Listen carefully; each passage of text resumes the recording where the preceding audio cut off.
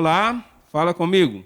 Eu sou Isaac Arruda e esse é o nosso canal Exatamente Cultural. Hoje, com a estreia de um novo quadro, Fogão e Prosa, nós estamos na casa da Deise Amaral, uma amiga de muitos anos e que nós temos hoje o prazer de estar junto para que ela possa nos ensinar uma receita de um pão italiano. Deise, muito obrigado por abrir as portas para que nós pudéssemos estar aqui na sua casa hoje. Eu que agradeço, muito obrigada pelo convite. É uma honra, nossa amizade é bem longa mesmo, né? E, assim, quando você me falou da culinária, é uma das minhas paixões, né? Eu amo cozinhar.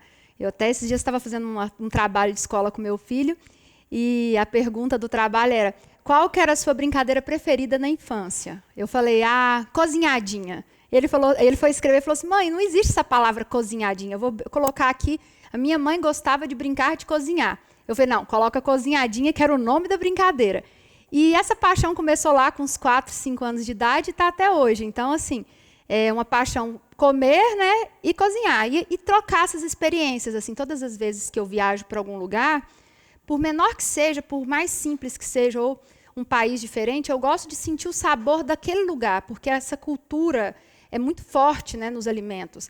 E a história do pão mesmo, que é o que nós vamos ensinar hoje, são histórias de 2.000 anos. É uma história de 2.000 anos. O primeiro pão fabricado há 2.000 anos na Mesopotâmia, que é onde hoje é o Iraque. E chegamos hoje nesse pão que a gente, lá da padaria, começou há 2.000 anos e chegou no pão que a gente come todo dia de manhã. E é o alimento mais antigo da humanidade e um dos alimentos mais consumidos no mundo até hoje. Então, é muito forte, né, isso aí. Desde isso é muito interessante, porque, na verdade, assim, a gente vê no dia a dia, né, as pessoas abrem mão de algumas outras coisas. Quando você aperta na economia, você vai fazendo corte de gasto, né? Sim. É natural. Mas é muito difícil você ver as pessoas abrir mão do pão, né? O pão, Você o pãozinho pode cortar algumas coisas, mas o pão diário... E não é só no Brasil, é no mundo inteiro. Tem o pão sírio, tem o pão árabe, tem o pão dos judeus, que todos têm uma história interessante. Eu tenho um livro dos pães ali, é interessantíssima a história de cada pão. Por exemplo, o pão dos judeus, por que ele não tem fermento? Porque os judeus fugiram à noite e não deu tempo do pão fermentar. Olha que interessante. Aí o pão foi sem fermento e acabou virando um pão sagrado para os judeus. Então, é muito interessante. E o pão de queijo, por exemplo, que chegou a receita do pão no Brasil, não tinha muito trigo, vamos fazer com o que a gente tem, que é a farinha, né? Que é a mandioca. Então, o polvilho. Então, assim, se você for pensar a história do pão, ela foi espalhando e foi pegando a cultura de cada partezinha do mundo e deu o que deu, assim, o alimento mais produzido. E a maior vantagem, ele é barato. Por exemplo, nós vamos fazer uma receita aqui que é muito barata. E muita gente fala assim: para fazer pão italiano tem que ser com aquela farinha tal, lá da Itália, uma farinha especial. Tudo história. Eu testei com farinhas caras, com essa farinha que custa R$2, e o pão fica bom do mesmo jeito. Tudo que é a técnica da fermentação que manda. E pão é basicamente isso: farinha, água e sal. A gente inventa modas e coloca calabresa, tomate seco, coloca bacon, mas assim, a receita básica é farinha, água e sal. E é uma coisa barata que sustenta, se for pensar, 1 quilo desse de pão, que deve dar aí R$6 o custo, alimenta uma família muito grande durante 3 dias. Assim, então, é um alimento muito completo, né? Sim. Desde o nosso quadro, Fogão e Prosa, ele tem essa ideia de que a gente vai procurar uma habilidade daquilo que a pessoa no dia a dia ela gosta de fazer. Uhum. Nós não temos a pretensão de trabalhar com chefes de cozinha, não é essa a nossa ideia, mas de pessoas que no dia a dia do seu trabalho ainda têm tempo para cozinhar. Você já disse aqui que é uma das coisas que você gostava de fazer desde a infância, né? Uhum. Eu me lembro também, na minha infância, a gente brincar um pouco com essa coisa de cozinhado. E o bacana era que a imaginação que tinha, a gente era fértil demais a nossa cabeça de imaginar algumas coisas. Eu lembro brincando com as minhas irmãs, e a gente, para fazer a carne, pegava a folha de mangueira, né? Uhum. E como tinha umas folhas que eram mais escuras, essas folhas eram a carne, né? As outras eram... Então, a gente já vem com essa coisa dessa relação com a cozinha, né? Desde a infância, a gente pensa nisso. E, como você já relatou, isso cresceu aqui com você, essa ideia da cozinha, né? E, ao longo das suas viagens, que você já relatou aqui, essa relação, com certeza, de conhecer outras culinárias, conhecer outras histórias, aumenta. Mas, além de tudo, nós vamos trabalhar e falar um pouco aqui sobre quem é a Deise, né?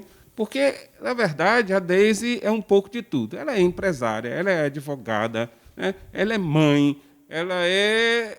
Aí a gente vai ter N coisas de uma mulher hiperativa, né? E ainda sobra tempo, Deise, para pensar na cozinha, para pensar receitas novas. Como que é isso? Como que é essa relação? Então, eu faço muitas coisas ao mesmo tempo mesmo. Eu adoro meu trabalho, eu sou advogada, mas eu sou advogada não muito no litígio, eu trabalho mais na área de negociações de dívidas rurais, que vem de história também, né? Tudo tem uma história. Eu vou começar falando então um pouco de mim. Eu não sou paracatuense, eu sou vazantina. Apesar de ter nascido em Vazante, eu fui criada no Claro de Minas, que é uma cidadezinha de 500 habitantes, que é um distrito de Vazante, né? E lá, assim, desde pequena, muito envolvida com a culinária. Meus avós, assim, são eventos, né? Matar um porco para fazer carne de lata é um grande evento. O dia da pamonha é um grande evento.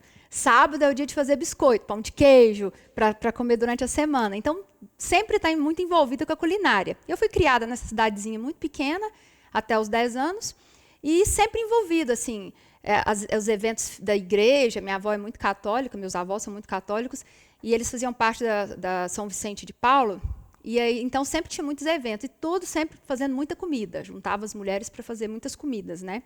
E eu sempre ajudando ali, sempre hiperativa ali, mexe com uma coisa, mexe com outra, e sempre querendo participar de tudo, né? Acho que isso não mudou até hoje. E aí eu morei em Vazante de 10 aos 17 anos, vim para Paracatu para estudar.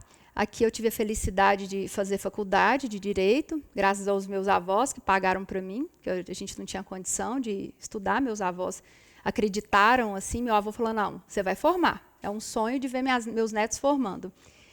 E então eu vim para Paracatu, que era a cidade mais próxima, com mais acessibilidade, assim, fácil de ir para minha avó e tal, na casa dos meus avós. Mudei para cá em 2002, casei, tive meus filhos. Tudo que eu tenho eu devo a Paracatu. Eu falo assim, eu até esqueço que eu sou de Vazante, porque às vezes as pessoas falam assim, de onde você é? Eu falo, sou de Paracatu. Depois falam, não, peraí.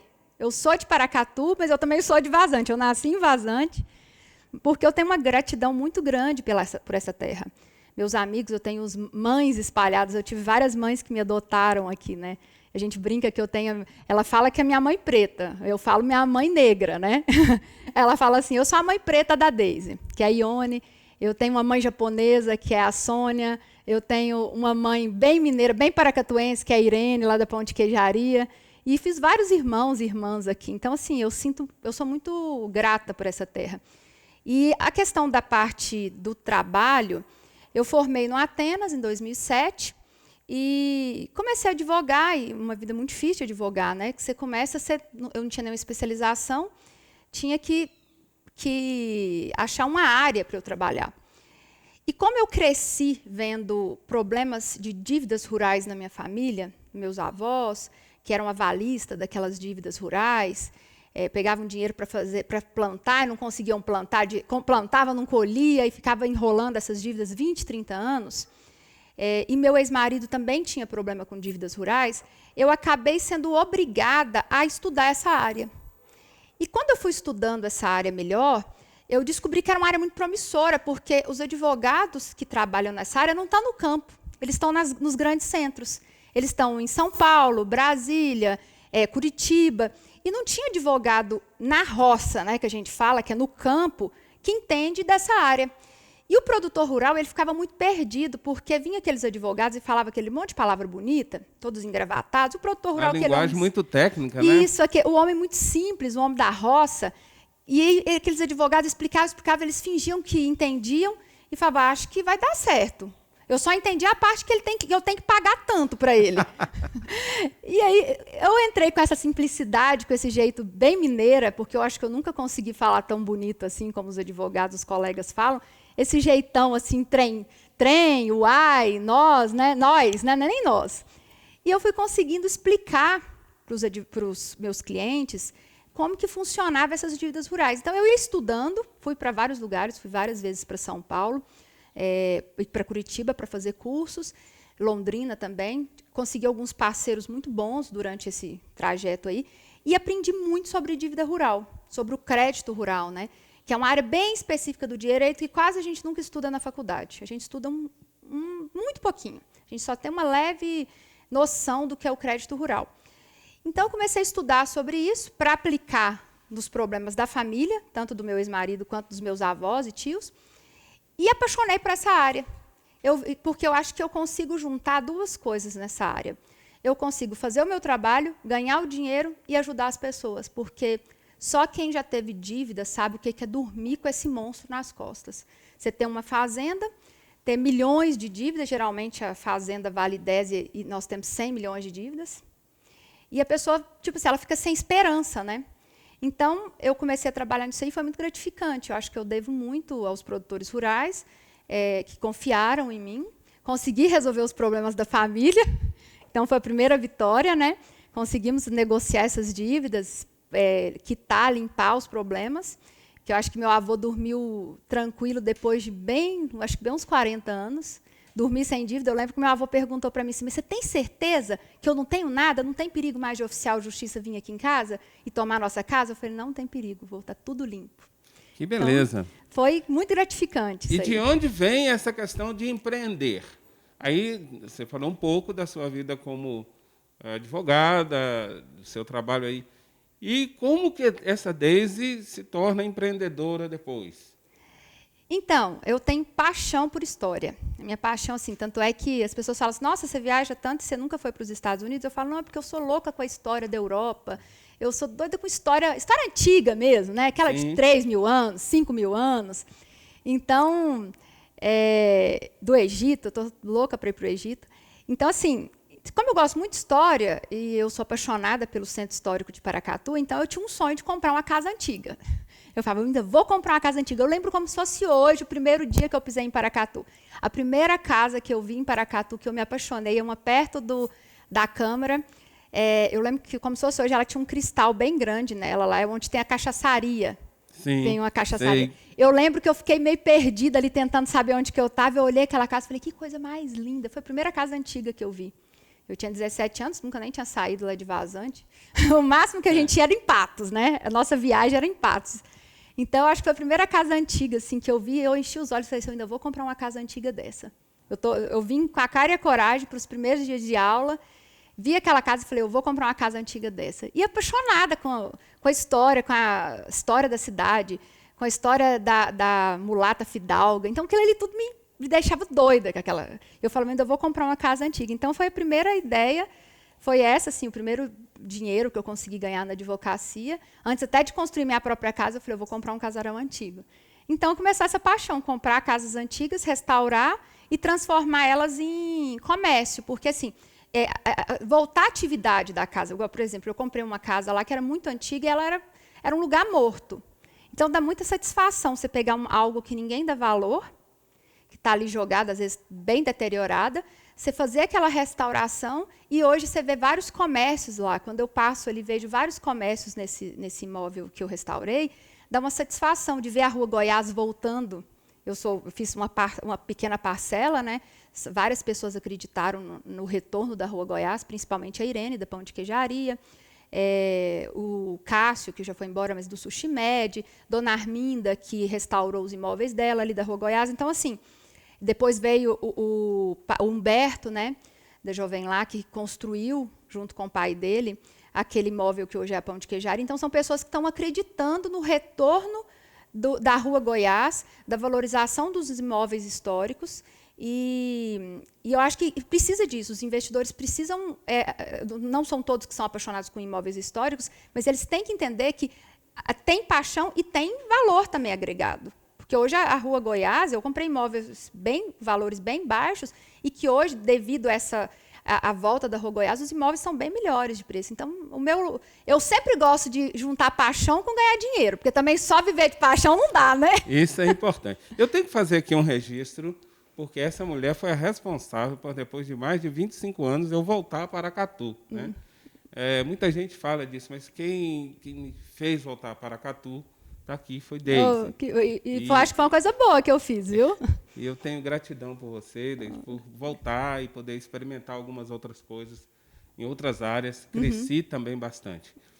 Bom, agora eu acho que a gente precisa ir fazendo aqui, né? Começando, né? Perdeu tempo. Vamos sim. Vamos fazendo aqui, você vai explicando e a gente vai batendo esse papo ainda Então, sobre... Vou esquentar a água aqui. Sobre essa questão do seu trabalho aqui, né?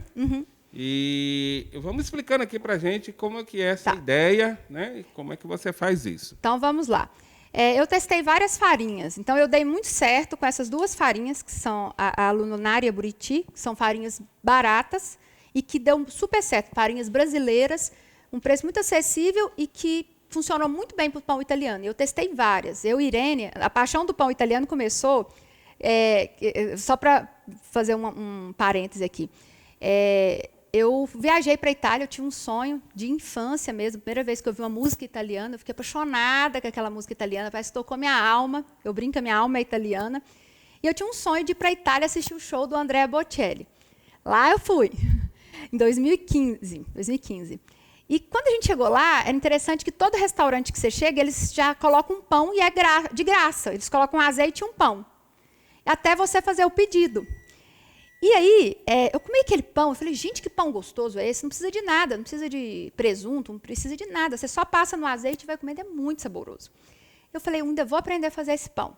Aí o pessoal falou para mim, não é fácil, é toda uma ciência de fermentação e tal. E aí fiquei com essa paixão de aprender a fazer o pão. Logo que começou a quarentena, em março de 2020, eu com essa ideia de fazer o pão, meu amigo falou assim, Sérgio Murilo, falou assim, Deise, vem aqui em casa que eu te ensino a fazer.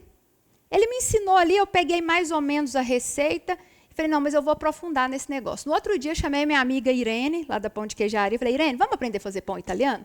Nós estamos de quarentena mesmo. Eu já estudei, já li tudo sobre pão italiano. Aí, como a gente tem um convívio muito grande, eu e ela, praticamente minha mãe, né? Eu falei, então nós vamos ter que aprender a fazer esse pão italiano. Nós começamos a aprender a fazer pão italiano. A gente desperdiçou uns 20 quilos de farinha para conseguir chegar num pão perfeito, porque realmente é uma ciência. E o que a gente fez? A gente desmistificou muitas... que se você não fizer isso, o pão não presta. A gente foi simplificando a receita para qualquer pessoa conseguir fazer. E a gente foi dando aquele toque de mineiro na receita. Colocamos queijo mineiro na receita. Olha. E aí a gente foi dando aquele toque. Colocamos um pedacinho de bacon para ver como que ficava. Teve coisas que realmente não funcionou. Tudo que é muito líquido, o pão pesa. Então, você tem que dar só um toque. Azeitona. Cada hora a gente ia colocando uma coisa. E aí nós chegamos nesse pão, que é com essa farinha. Na verdade, então, o seu pão italiano, ele já fala português... Mineirês. Mineirês, ele já fala uai, sou, trem... Que legal. Procê. É uma mistura bem legal. Eu fiz, desde alguns cursos, bem na área de cultura mesmo, né? E eu me lembro que eu fiz um curso falado da casa. E aí a gente fazia o curso, era na área de arquitetura e tal, mas falava de cada cômodo da casa e como os significados daquele cômodo, de cada cômodo, né? Aquilo culturalmente. E é impressionante que quando chega na cozinha, né? Aí ele fala assim, a cozinha é o lugar da alquimia. Sim. É na cozinha que você, além de partir o pão, de dividir, do encontro, a fraternidade está na cozinha. Uhum. Mas é um lugar também da experiência, né? Sim. Da alquimia, e de amor também, né? Que eu falo que na ponta dos dedos tem coraçõezinhos. Exatamente. Assim, então, a gente faz com amor. Essa mesmo. questão do pão que você está relatando aí é também essa experiência de alquimia, né? Sim. Você falou, peguei um e vamos experimentar aqui o que vai acontecer. E vocês vejam bem, impor uma quarentena numa mulher hiperativa... Nossa! Então, só ia dar nisso, né? Eu tinha que aprender coisas. 20 receitas diferentes de fazer um pão italiano. Vamos lá. Então, são 800 ml de água, num ponto morninha, aquela bem morninha, bem levinha. E o fermento, aí onde entra a história do fermento. Na Itália, eles usam a fermentação natural. Existem dois tipos de fermento, natural, biológico e o químico. como que começou lá? Vamos voltar lá no Egito de novo. 5.000 anos atrás, os egípcios, o pão começou na Mesopotâmia, só que ele era quase uma pedra. Eles misturavam o trigo, ou o cereal que eles tinham, e com água.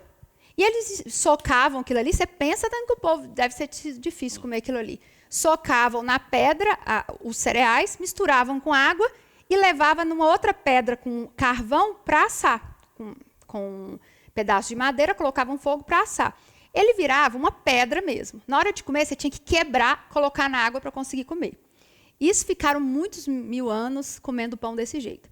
Veio os egípcios com toda a sua inteligência, né? E eles falaram assim, peraí, quando a gente coloca esse pão e a gente esquece ele um tempo aqui antes de assar, a gente sai para dar uma voltinha, o pão incha e parece que ele fica mais macio. Eles falaram, por que isso acontece? Que é a mágica do pão. A fermentação ela é praticamente o seguinte, o trigo misturado com água, vem os micro-organismos do ar, né, que são fungos, bactérias, entra em contato com aquela água com farinha e eles começam a se alimentar e se reproduzir. E dá aquelas bolhas, e começa a inchar, porque o gás vai liberando o gás e vai dando aquelas bolhas. O que aconteceu? Eles descobriram a fermentação nessa época. Os faraós investiram pesado, falaram, não, descobre isso aí, porque a gente não aguenta mais comer pedra. Os faraós falaram, vocês vão descobrir como que esse pão ficou mais macio aqui. Aí eles começaram a fermentação, e eles descobriram que era vivo aquilo ali. Era vivo. E aí, isso é o fermento natural. Com o passar dos anos, eles inventaram o fermento químico, que é o que é feito em laboratório. Por que o químico faz mal para o nosso organismo e o natural não? Porque quando a gente põe a fermentação natural aqui, as bactérias fazem o que o nosso sistema digestivo tem dificuldade de fazer.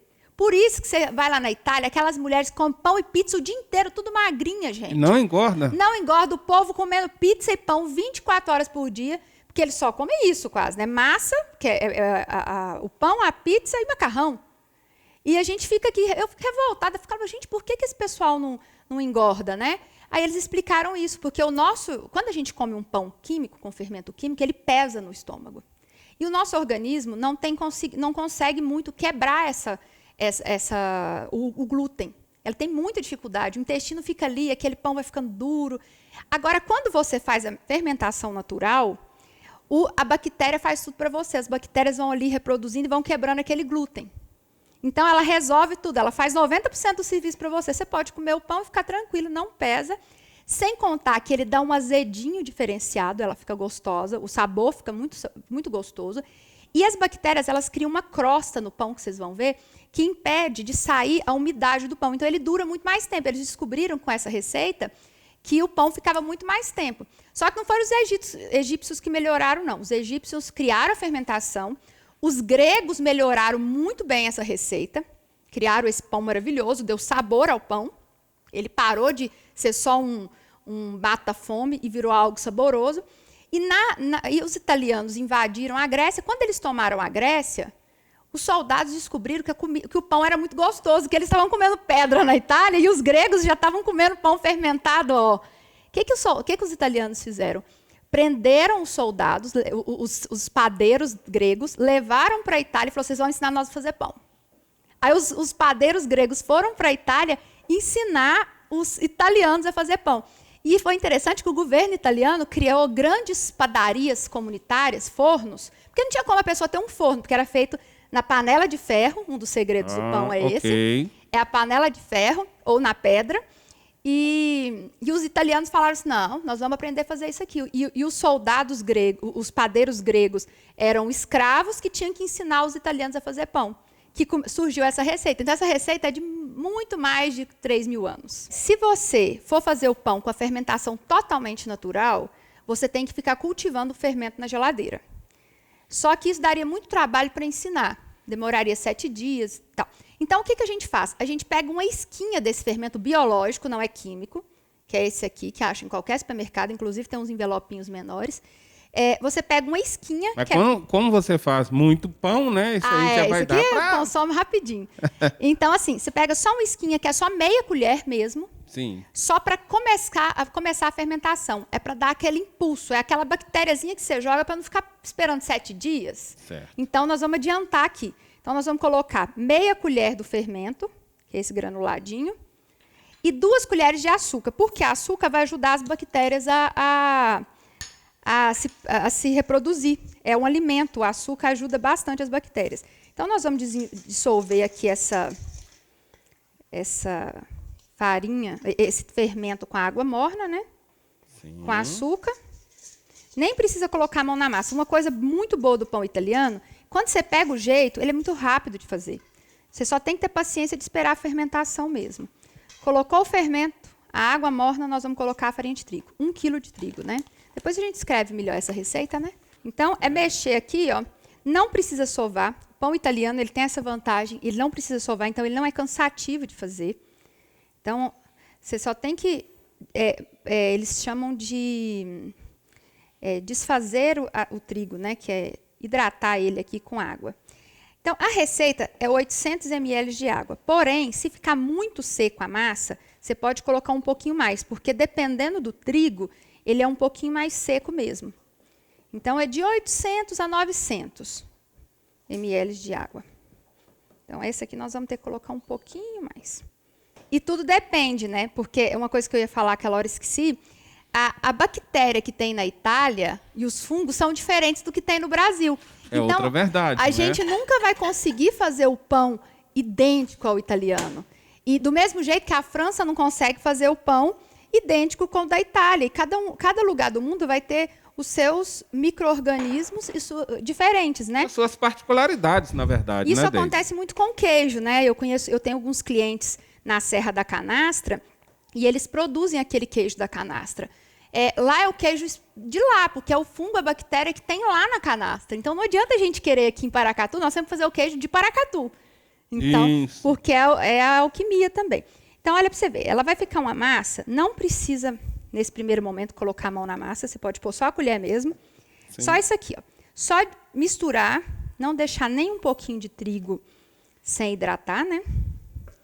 Misturou, bem simples. O que nós vamos fazer? Isso aqui vai ficar 12 horas fechadinho aqui. Nós vamos fechar isso aqui com o plástico filme. Vai ficar... A gente pode acompanhar aqui, a cozinha dela também já está toda equipada para o pão, né? Aqui eu faço pão toda semana, depois que eu me apaixonei. E engraçado que virou um presente. Tipo assim, as pessoas veem... qual que é como que é aquele pão e tal? Meu sonho é comer um pão daquele. Me vende. Eu falei, mas eu não vendo pão. A Irene vende lá da Pão de Queijaria. Virou até negócio, né? Agora eu não vendo. Aí eu falo, eu te dou um de presente. Aí eu comecei a dar pão de presente. E o pessoal adora, porque é uma coisa muito diferente, né? Que é uma outra característica da Daisy também. A Daisy, além de todas essas coisas que ela faz, ela tem essa coisa de influenciar as pessoas, de incentivar, de fazer com que elas também repensem, que invistam, né, Daisy? Eu tento isso. Principalmente coisas que eu gosto, assim. Cozinhar eu gosto, igual eu falei da questão do patrimônio histórico, eu sou apaixonada.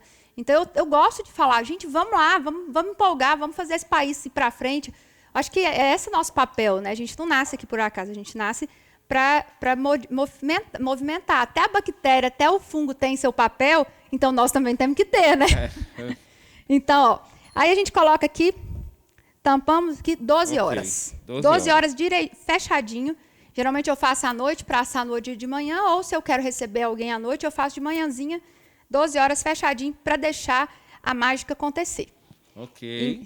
Agora, nós já deixamos de ontem, né? Sim. Vamos pegar a nossa mágica pronta. Guarda essa daqui e pega essa daqui. Aqui a mágica já aconteceu. As bactérias já fizeram já fez o papel delas. Papel delas. Então, aqui. Vamos lá.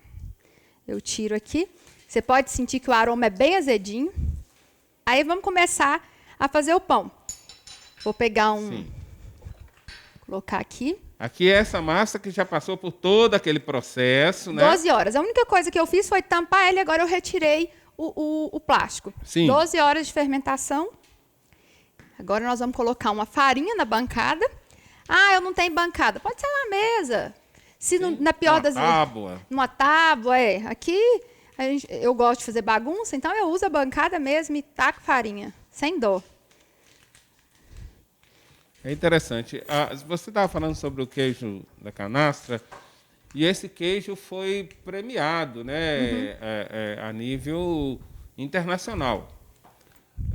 Mas aí, só fazendo um parênteses aqui, por causa dessa premiação e dessa exigência de que aí não poderia ter aquele método primitivo, né? Pegaram o queijo que era feito naquele coxo de madeira, né? E aquilo não era aceito mais pela questão da saúde. Então vamos colocar as bancadas de metal. Isso, de inox, né? De inox. O que aconteceu com o queijo?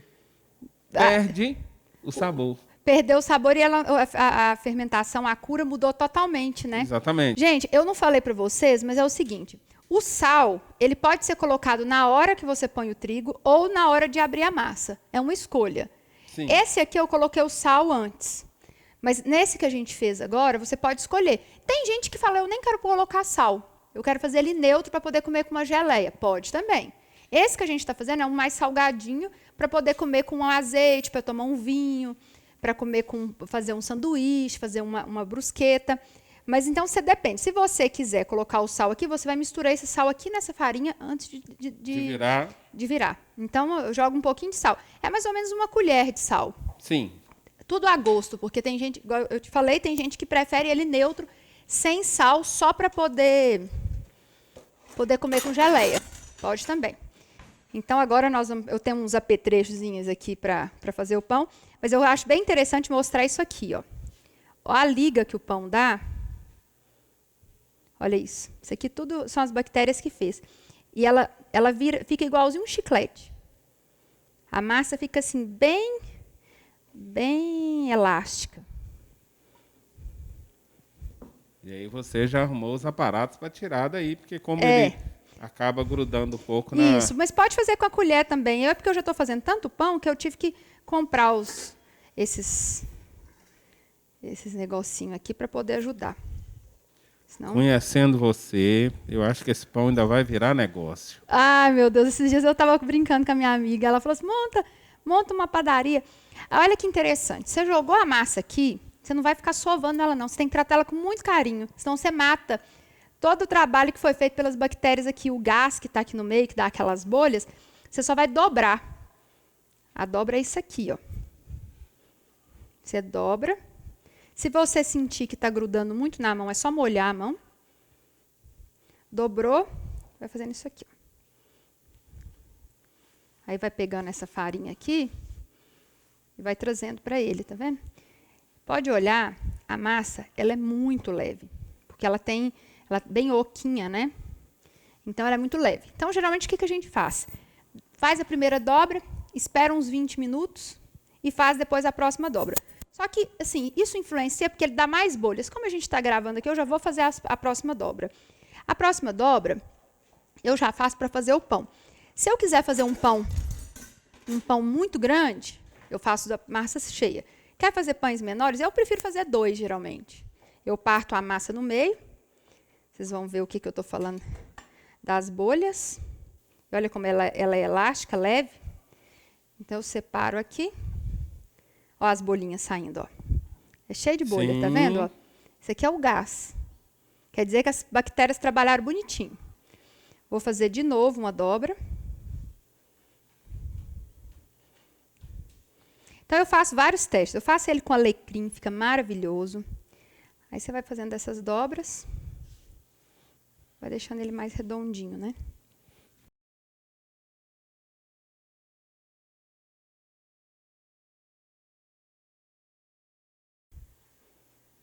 Vai deixando aqui, dando forma, né? Sim. E deixa descansar 20 minutos. Nós estamos aqui falando de pão, mas eu tenho outras curiosidades. Nós falamos da Deise advogada, já falamos da Deise empreendedora. E como que essa Deise mãe Aqui com 3 filhos. Eu acho que assim, a maior paixão de todas as mães são os filhos, né? Então eu vou levando eles nas minhas paixões também. Aqui em casa todo mundo coloca a mão na massa. Meus meninos, desde pequenininho, era uma coisa assustadora, que eu lembro que a minha amiga Carol chegou lá em casa uma vez. O Theo tinha 1 ano e meio. Eu falei, Carol, você pode cuidar do Theo rapidinho, só para eu ir ali no mercado? Ela falou, claro, cuido. Aí o Theo falou assim, estou com fome, quero tomar uma mamadeira. 1 ano e meio, ele já conversava tudo. Aí ela falou assim, eu vou fazer para você. Ele falou, não, eu sei fazer. Ele foi e fez a mamadeira. Ela, meu Deus, o menino sabe fazer a mamadeira dele. Ele jogava um leite para fora, um leite para dentro, mas ele fez a mamadeira. E aí foi. Então, assim, desde pequena eu falo, gente, vamos fazer um almoço. Então, a cozinha aqui, ela é muito... Partilhada. Meus meninos participam de tudo. Até, às vezes, eles sabem mais que eu das coisas aqui. Minha filha cozinha muito bem. A Melissa faz doces maravilhosos. Inclusive, foi um negócio para ela. Ela sempre vendeu doces na escola. Sou super orgulhosa, né? Mãe orgulhosa de filha que sempre trabalhou, ganhou seu próprio dinheiro. O Akil é aquele menino assim, que ele está sempre pronto para ajudar. Hoje mesmo... precisei correndo do fermento, porque eu não tinha um fermento para mostrar. Corre no supermercado, participa, ajuda, limpa, organiza a cozinha. E aí ele brinca assim, nossa, mãe, como é bom ter uma mãe que gosta de cozinhar, né? Deve ser muito triste quem não tem mãe que sabe cozinhar, porque ele adora comer, adolescente, né? Então, nossa vida assim, é muito envolvida na cozinha mesmo, na comida. Tem dia que 10 horas da noite a gente inventa fazer um macarrão. Vamos fazer um macarrão aqui. Então, assim, os meninos participam bastante. E os meus filhos são muito bons. Eu falo assim que a melhor coisa, acho, da minha vida são os meninos. E é muito gratificante ver que são pessoas boas. Eu acho que a vitória maior de um ser humano é quando você vê que seus filhos cresceram. Eu tenho uma filha de 17, um de 15 e um de 10. Vai fazer 11 agora. Então, assim, você vê que viraram pessoas boas. Isso é uma vitória, né, pessoal. Então, assim, eles participam muito da minha vida, tanto financeira, eu gosto de sempre explicar para eles, mamãe está sem dinheiro, mamãe vai viajar para ganhar dinheiro para fazer tal coisa. Então, eles participam muito. Quando eu construí essa casa mesmo, a primeira, a última árvore, eles ajudaram a plantar, eles vinham ajudar a limpar a obra, assim, no sábado, não, vamos dar uma faxina nessa obra. Então, os meninos participam muito. Eu acho que eu tenho essa alegria de ter filhos muito participativos. Eu falo assim, olha, eu faço qualquer festa, desde que o Theo esteja aqui, porque ele que sabe onde está tudo na casa.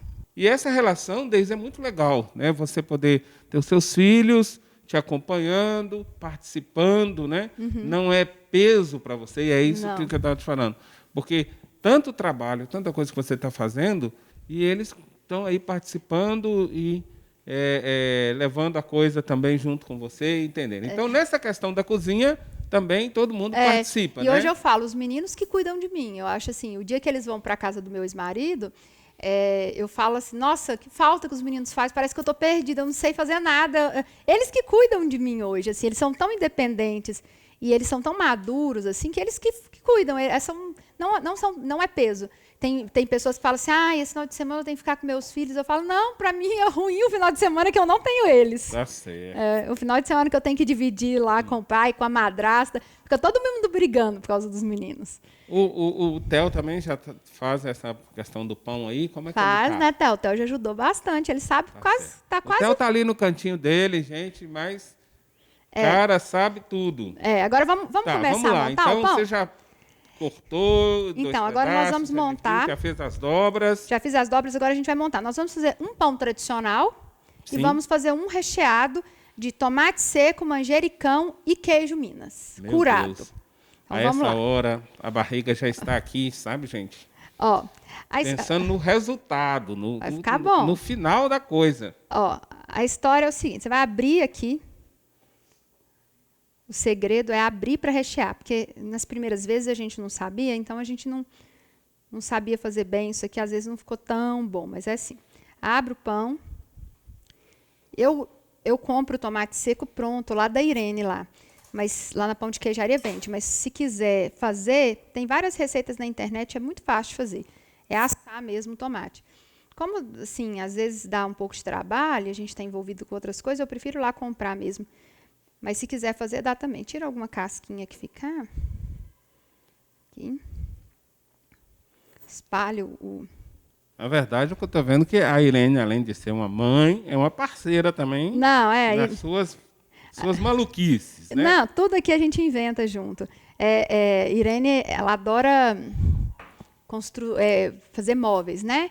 Sim. Eu amo móveis antigos, madeira, ferro velho. A gente brinca que nosso shopping preferido é o ferro velho. A gente vai lá na Itaúcom, fica doido com aqueles lá para tentar transformar, né?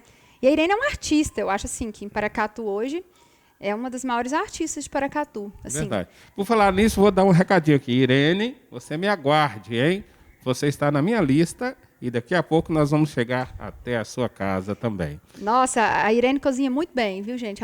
Nossa, na casa dela tudo é maravilhoso. Quando eu estou sozinha aqui, meu domingo eu almoço lá na casa dela, quando eu vou na casa dos meus avós.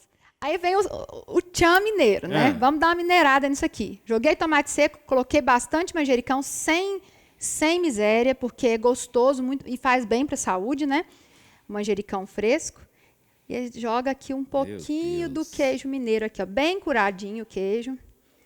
Aquele queijo que o paracatuense gosta de fazer biscoito de queijo, que é o bem curado. Rala bastante. Que é outra coisa que nós vamos falar aqui em Paracatu, para frente. Ralei o queijo aqui. Vou colocar. Gente, esse é só o nosso primeiro episódio do Fogão e Prosa. Você já pensou? Nós já começamos assim, olha. Aí, ó. Agora nós vamos fechar. Aqui, ó. Vamos fechar esse pão. Aqui. Fazer tipo uma trouxinha mesmo. Sim. Você vai fazer assim.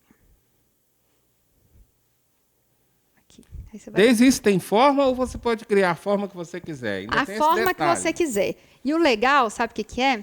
Se você quiser até colocar um emblema seu aqui da sua empresa, se você quiser desenhar, tem jeito. Eu vou explicar para vocês daqui a pouco. Ó. A gente coloca o pão aqui, eu vou fazer esse mais compridinho.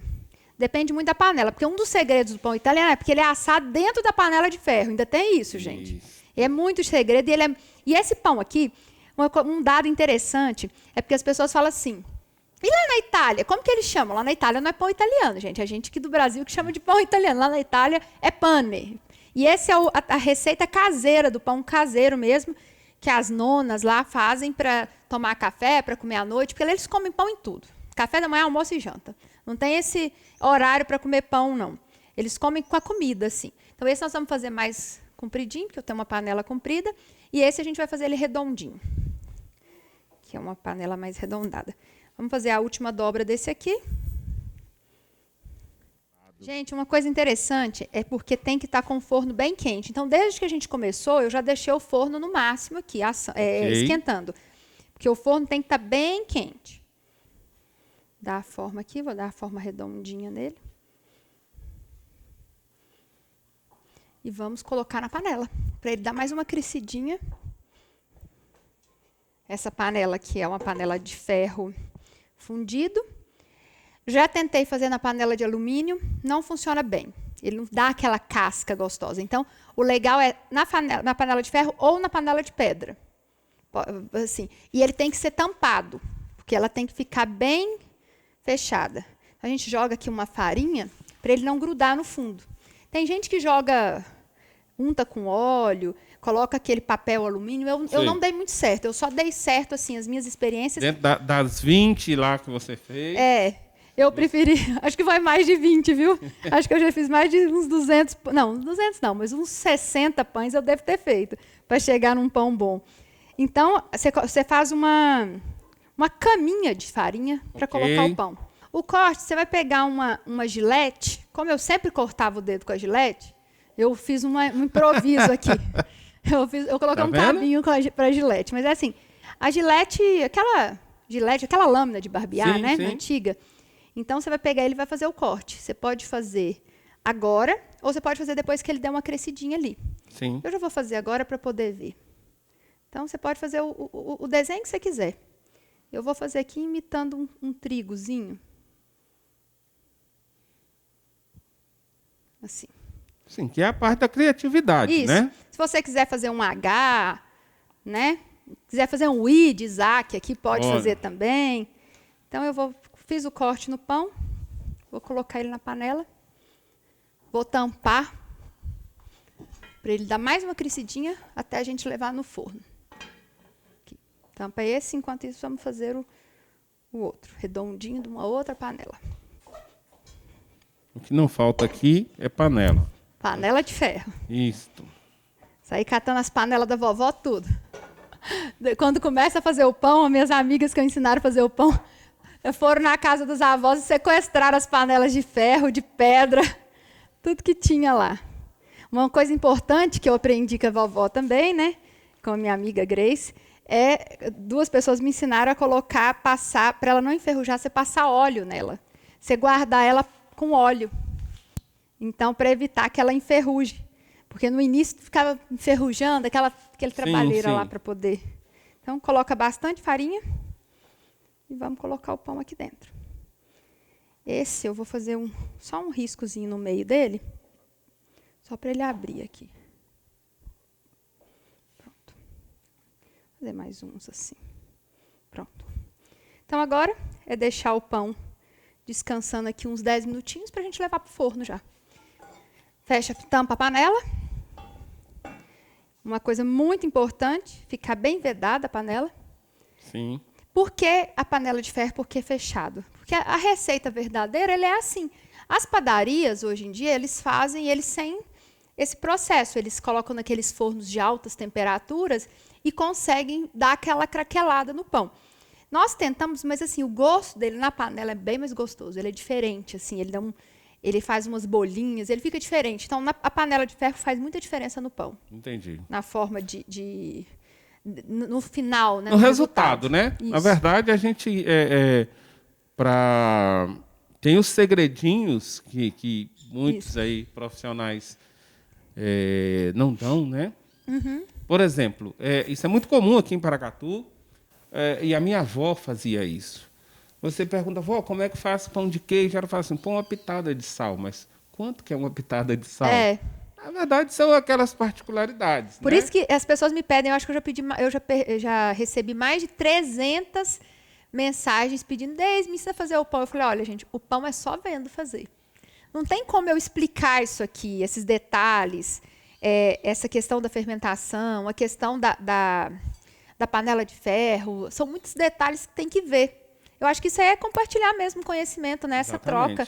Então, você que está nos assistindo hoje está sendo privilegiado em poder participar e ter aqui, né, dicas maravilhosas que Deise está falando, e é isso que ela estava dizendo aqui, de compartilhar. Essa é uma diferença. Às vezes, as pessoas acham que o conhecimento ele tem que ser retido, né? Uhum. E na nossa área, essa questão da cultura, isso não cabe reter conhecimento. Isso. Conhecimento é para ser partilhado, conhecimento é para ser dividido. E como nós estamos falando exatamente do pão, e essa é uma mensagem que eu acho assim fantástica, o pão é para ser partilhado. E aí a gente vai pegar, na verdade, o pão como um alimento físico, mas o conhecimento como um alimento da alma, né? Que inclusive depois de Jesus Cristo, na história aí, ele virou sagrado, né? Ele é sagrado para os judeus, ele é sagrado na cultura italiana por toda a questão cultural mesmo, e depois de Jesus ele virou o corpo de Cristo, né? Então exatamente, tem esse simbolismo ainda, né? Sim. Então a gente precisa disso. Desde eu estou aqui já maravilhado com tudo que a gente já aprendeu aqui. Mas com essa coisa que eu acho fantástica, de não reter conhecimento. Conhecimento é para ser dividido, partilhado. Sim. O nosso canal, o Exatamente Cultural, ele se propôs a isso. A gente partilhar conhecimento. É um lugar de fomento da arte, da cultura de uma forma geral, mas da gente partilhar isso. O que nós estamos fazendo aqui, aproveitando esse espaço que a Deise nos cede para partilhar conhecimento. E desde já, antes de mais nada, eu quero te agradecer muito por isso. Nossa, sabe? Prazer. E eu penso assim, cozinhar, quando a gente brinca que tem coraçõezinhos nas pontas dos dedos, justamente isso, porque você dá amor. Quando você faz uma comida, quando você prepara, você está entregando amor também, né? Energia, eu acredito muito em energia, você está entregando tudo que você tem de bom ali. Então, uma mãe que faz uma comida para o filho, em época de tanta crise, né, infelizmente, crise financeira devido ao coronavírus, a gente vê assim, que as mães têm feito milagres. Assim, elas pegam o pouco que tem, às vezes pega. Assim, eu lembro da minha avó que falecida, a gente chegava na casa dela, ela era muito pobre, assim, ela falava, minha filha, eu vou fazer para você uma janta. eu só tenho macarrão aqui. Ela fazia um macarrão com açafrão. Era água, sal, os temperinhos que ela tirava da horta e o macarrão com açafrão. Gente, aquilo ali, uma sopinha de macarrão, só aquilo. Era tão gostoso aquilo ali, eu falava, gente, o que tinha naquele macarrão com açafrão que era tão gostoso? Era o amor da minha avó, né? Exatamente. Então, é muito bom isso aí. Ó, eu acho que já dá pra gente colocar ele no forno. Ok, vamos lá. Eu tenho essas luvas aqui, porque eu já queimei muito os dedos, agora eu já estou ficando esperta. Então, nós vamos colocar pesado. É bom que a gente já faz uma musculação junto. Aqui. E aí vem o segredo. 25 minutos com a tampa fechada. E depois você tira uns 10 minutos sem a tampa, só para dar aquela douradinha.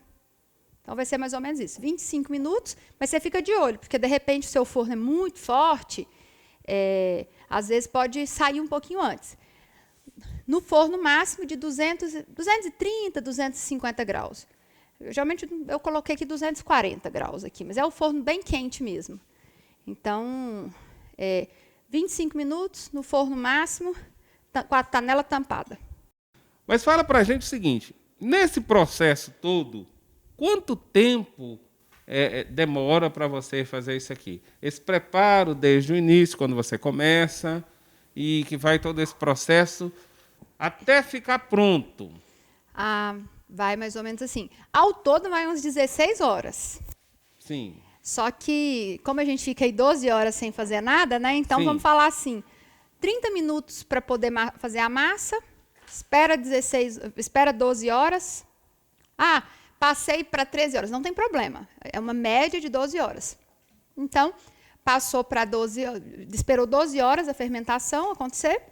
Depois, mais ou menos 1h30, eu vou fazendo outras coisas, claro, e depois colocando para assar. Até ele ficar pronto, mais ou menos 1h30. Então, 14, 15 horas por aí para fazer, para ele ficar pronto. Ok. Nós estamos aqui já quase indo para o finalmente, estamos ali aguardando, e nós temos que aguardar mais um pouquinho. Eu, de antemão, queria te agradecer muito por essa oportunidade, né, de estarmos aqui juntos, falar um pouco do seu trabalho, falar um pouco da sua atividade. Não, obrigada. Te agradecer bastante por esse carinho, né, com as pessoas e, de uma forma geral, um carinho muito grande para comigo. Te agradeço muito. Eu que agradeço, né? Eu agradeço o convite. É muito satisfatório poder ensinar e compartilhar o conhecimento. E, assim, como eu te falei, é uma paixão mesmo. Isso aqui não é sacrifício. Quando eu falo, as pessoas falam assim, vai dar trabalho? Eu falo, não é trabalho. Fazer comida para mim é muito prazeroso. Ainda mais que eu sou muito agitada, meu cérebro não para. Quando eu estou aqui cozinhando, eu penso só nisso. Eu não consigo pensar em nada. Eu acho que é um dos poucos momentos que eu consigo só ficar aqui pensando no queijo. Se eu misturar esse queijo, se eu colocar o manjericão, mas será que não vai brigar com alecrim, os sabores? Então, essa troca é muito legal. E é uma terapia, né? Eu acho que a culinária, ela ajuda muita gente, até o seu programa vai poder ajudar muita gente a desenvolver novas habilidades e ver que não é sacrifício, é amor. Eu sei que eu respeito muito quem trabalha em cozinhas, eu tenho amigas que trabalham em cozinha industrial, é muito pesado, mas eu falo, cozinha só fica quem ama. Não tem como, assim, eu vou seguir uma receita se eu não gostar de cozinhar. Tem que amar mesmo.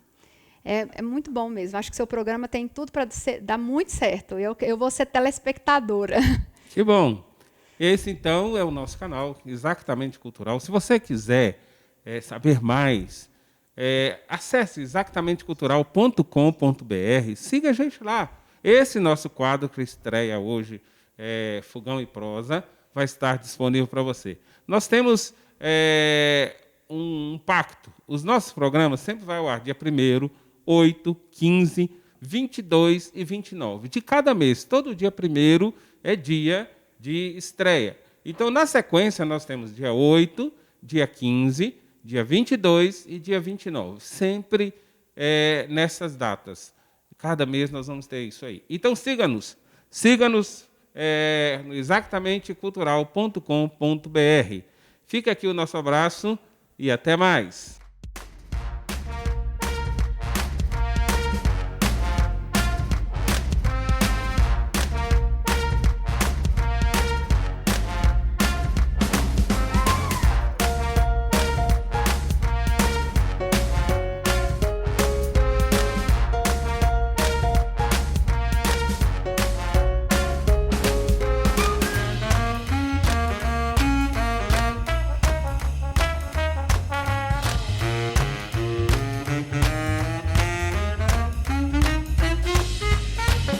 Muito obrigado a vocês que estiveram conosco, nos acompanharam.